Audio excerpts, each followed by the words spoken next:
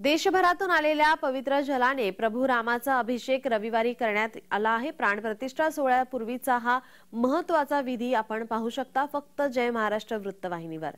आपण पाहतोय अयोध्येमध्ये या ठिकाणी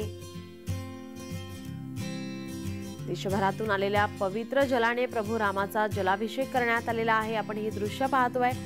प्राणप्रतिष्ठा सोहळ्यापूर्वीचा महत्त्वाचा हा विधी असतो आणि याची दृश्य आपण फक्त जय महाराष्ट्र वृत्तवाहिनीवर पाहतोय। देशभरातून आलेल्या पवित्र जलाने प्रभू रामाचा अभिषेक घालण्यात आलेला आहे।